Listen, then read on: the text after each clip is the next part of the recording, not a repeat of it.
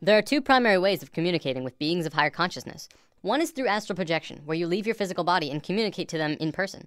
As much as I'd love to break into astral travel right now, we have to save that for later.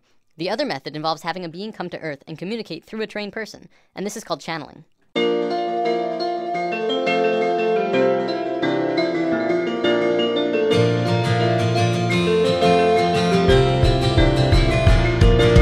Channeling is a natural form of communication between humans and beings of higher consciousness, included but not limited to angelic beings, spirits of nature, non-physical entities, or even animals and pets.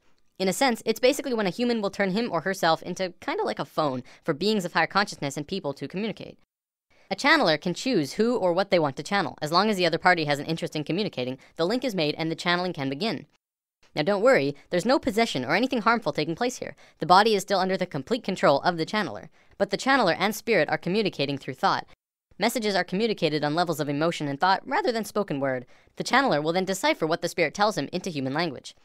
Contrary to popular belief, entities do not generally use human languages because it is considered awkward and clumsy. The majority of this message is conveyed through an elegant series of sensory feelings. Let's talk about animal communication, because this is a form of channeling that you yourself can do. Channeling pets is one of the easiest forms of this art. Pets, of course, do not use human language, but they have a strong desire to communicate with humans. A small disclaimer, if you're planning on trying this, it's also helpful to charge your third eye chakra, as we talked about in lesson 2. It will assist with your mental connection to them. You'll want to practice on a family pet before taking a leap to anything else. A cat or dog who is familiar with you is the best choice to begin. Cats are a tad more difficult because they tend to pick and choose what they want to listen to. A family dog can be easier as they are pack animals and will be more apt to tune in to the leader of the pack, which is you. So let's go over some of the basic steps to do this. Start by taking your dog into a quiet room. Sit on the floor next to him, or if he's allowed on the couch or bed, have him sit next to you. Pet him in his favorite spot until he's settled in. Then start talking quietly to him in a loving tone. Find one short sentence or word and use it over and over. You could say, hey there sweetie, or okay buddy. Let's just call this your key phrase. When you've gone over your key phrase 10 times or so, close your eyes and be silent. Stop petting him and begin to form a picture in your mind of what you want him to know. You may have to practice visualizations if you haven't ever done this before. After the picture is formed and clear, float the image out of your forehead where your third eye is located and into your dog's head directly between the eyes. Once you've done this, speak the key phrase again one more time and float the image again into his head. Keep doing this until he either leaves to get up or puts his head on your lap. If he leaves, follow him and do it again. If you begin to get a reaction from him, like putting his head in your lap or something else, congratulations, you've just communicated with your dog. Cats are a bit more stubborn, so it'll depend on the cat you're trying to communicate with. The image you're visualizing to him may have to be their favorite cat treat or something that they really like. If they're especially loving snuggle cats, then that's all the better. Use the same directions with the dog though, and who knows, you could be talking with them in no time. If you have smaller animals like avians and reptiles, you have to remember that the animal has a smaller brain. The reception of pictures is apt to be slower and take longer. Remember, practice and patience is crucial to learning to do this. You'll probably start with minimal results, but if you're persistent, you will not only master the family pet chat, but other animals around you, like your friends' pets or pets in the car barking at you as you walk by and so on. One big question that everyone has around now, well, do they talk back? Yeah, they do. I communicate with my cat Toonie and he always tells me what he wants, whether it's food, water, or to go outside. I've actually read that horses are really good at communication as well. In an article I'll be posting in the comments of this video, a woman said that one time she had a horse specifically ask for a green apple, not a red one. Had to be green.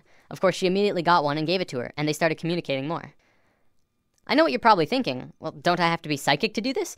Well, yes, but everyone is psychic, but most people don't really realize it. There's a gland in the brain called the pineal gland, which scientists have actually labeled the psychic gland.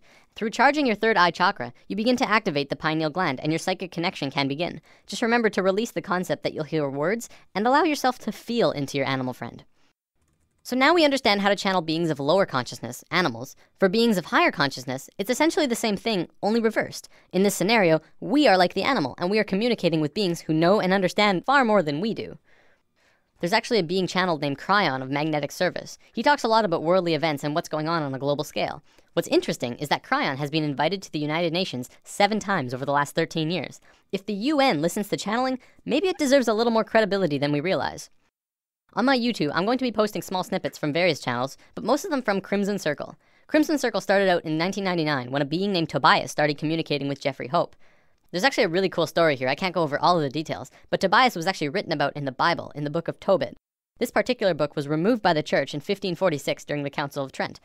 Tobias was written as one of the main characters in that book, and Jeffrey and him began communicating more. In 1999, Crimson Circle was formed, a group dedicated to communicating with Tobias and other spirits.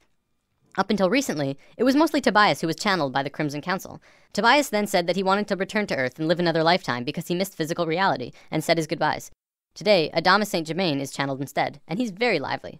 A little insight on Adamus: he is what you would call an Ascended Master. An Ascended Master is someone who underwent a process of spiritual transformation and moved into higher states of being beyond physical life.